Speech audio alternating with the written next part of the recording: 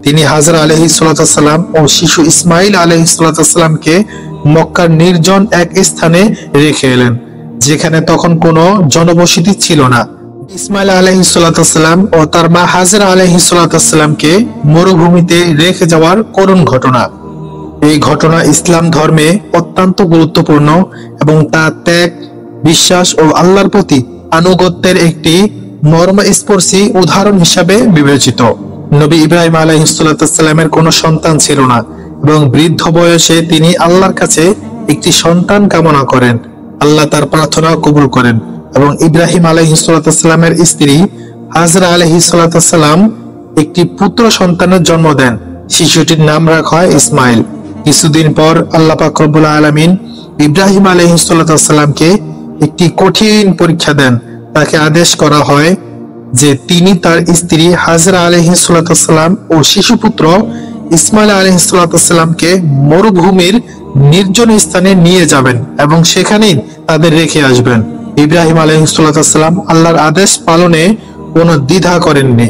তিনি হাজরা আলাইহিস সালাম ও শিশু ইসমাইল আলাইহিস সালামকে মক্কার নির্জন এক স্থানে রেখে এলেন, যেখানে তখন কোনো জনবসতি ছিল না। জায়গাটি ছিল সম্পূর্ণ পানি ও খাবারবিহীন। যাওয়ার আগে হাজরা আলাইহিস সালাম জিজ্ঞাসা করলেন, আপনি আমাদের এখানে রেখে যাচ্ছেন কেন? ইব্রাহিম আলাইহিস সালাম কোনো উত্তর না দিলে হাজরা আলাইহিস সালাম আবার প্রশ্ন করলেন, এটা কি আল্লাহর আদেশ? ইব্রাহিম আলাইহিস সালাম মাথা নেড়ে সম্মতি জানালে হাজরা আলাইহিস সালাম বললেন, তাহলে আল্লাহ আমাদের ত্যাগ করবেন না, তিনি আমাদের দেখবেন। হাজরা আলাইহিস সালাম ও শিশু ইসমাইল এর জন্য কিছু খাবার ও পানি নিয়ে এসেছিলেন, কিন্তু খাবার ও পানি শেষ হয়ে গেলে শিশুটি তৃষ্ণায় কাঁদতে শুরু করে। হাজরা আলাইহিস সালাম দিশেহারা হয়ে যান এবং পানি খোঁজার জন্য পাহাড়ের দিকে ছুটে যান। তিনি সাফা এবং মারওয়া নামের দুটি পাহাড়ের মধ্যে 7 বার দৌড়ালেন, কিন্তু কোথাও পানি পাননি। অবশেষে আল্লাহর কুদরতে ছোট্ট ইসমাইল আলাইহিস সালামের পায়ের আঘাতে মাটি ফুঁড়ে পানি বেরিয়ে আসে। এই পানির উৎপত্তি হলো বিখ্যাত জমজম কূপ, যা আজও বিদ্যমান। হাজরা আলাইহিস সালাম দ্রুত পানি সংগ্রহ করেন এবং আল্লাহর প্রতি কৃতজ্ঞতা প্রকাশ করেন। ধীরে ধীরে এই অঞ্চলে পানি থাকায় ভ্রমণকারীরা এখানে বসতি স্থাপন করতে শুরু করে। ইসমাইল আলাইহিস সালাম বড় হতে থাকেন এবং আল্লাহর নেক বান্দা হিসেবে প্রতিষ্ঠিত হন। এই অঞ্চলটি পরে পবিত্র মক্কা নগরী হিসাবে পরিচিত পায়। এই ঘটনাটি আমাদের শিক্ষা দেয় যে আল্লাহর প্রতি আস্থা রাখা, ত্যাগ স্বীকার করা এবং কঠিন পরিস্থিতিতে ধৈর্য ধারণ করা কতটা গুরুত্বপূর্ণ। হাজরা আলাইহিস সালাম ত্যাগ ও প্রচেষ্টা এবং ইব্রাহিম আলাইহিস সালামের আল্লাহর প্রতি আনুগত্য আজও মুসলিমদের জন্য এক উজ্জ্বল উদাহরণ।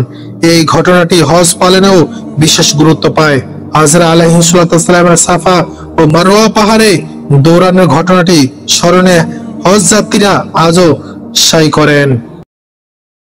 আসসালামু আলাইকুম। নূরে মুহাম্মাদি সাল্লাল্লাহু আলাইহি সাল্লাম থেকে সকল মাখলুক সৃষ্টি। হযরত ইবনে আব্বাস রাদিয়াল্লাহু তাআলা আনহু বর্ণনা করেন, সৃষ্টি শূন্য অবস্থায় নূরে মুহাম্মাদি সাল্লাল্লাহু আলাইহি সাল্লাম 12 সহস্র বছর ধরে আল্লাহ তাআলার ইবাদতে মশগুল থাকেন। অতঃপর আল্লাহ পাক নূরে মুহাম্মাদি সাল্লাল্লাহু আলাইহি সাল্লামকে 4 ভাগে ভাগ করে, 1 ভাগ দিয়ে আরশ, 1 ভাগ দিয়ে কলম, 1 ভাগ দিয়ে জান্নাত এবং 1 ভাগ দিয়ে আলমি আর রহ এবং সমগ্র মাখলুক পয়দা করেন। উল্লেখিত 4 ভাগের 3 ভাগ দিয়ে আল্লাহ পাক রব্বুল আলামিন জ্ঞান, বিবেক, লজ্জা ও প্রেম প্রীতি ভালোবাসা আর 1 ভাগ দিয়ে আমাকে সৃষ্টি করেন। নবী করিম সাল্লাল্লাহু আলাইহি সাল্লাম বলেন, আমি আল্লাহর শ্রেষ্ঠ নূর থেকে এবং সমগ্র জগৎ আমার নূর থেকে সৃষ্টি হয়েছে। এরপর আল্লাহ পাক রব্বুল আলামিন কলমকে আদেশ করেন আরশের উপর কালেমা লা ইলাহা ইল্লাল্লাহু মুহাম্মাদুর রাসূলুল্লাহ লিখতে। কলম আল্লাহর আদেশ পেয়ে 400 বছর পর্যন্ত কালেমা লা ইলাহা ইল্লাল্লাহ লিখতে থাকে। অন্য এক বর্ণনায় রয়েছে, কলম লা ইলাহা ইল্লাল্লাহ পর্যন্ত লিখে নিবেদন করলো, ইয়া রব্বুল আলামিন, আপনি তো এক ও অদ্বিতীয়, আপনার নামের সাথে যুক্ত এই সম্মানিত নাম কার শোভা পাচ্ছে? আল্লাহ পাক রব্বুল আলামিনের পক্ষ থেকে জবাব এলো, এই নাম আমার সম্মানিত হাবিবের, তুমি লেখো মুহাম্মাদুর রাসূলুল্লাহ। এই আদেশ আল্লাহ পাকের ভীতিকর সম্বোধনের প্রভাবে কলমের মুখ ফাঁক হয়ে যায় এবং কলম মুহাম্মদ রাসূলুল্লাহ লেখে।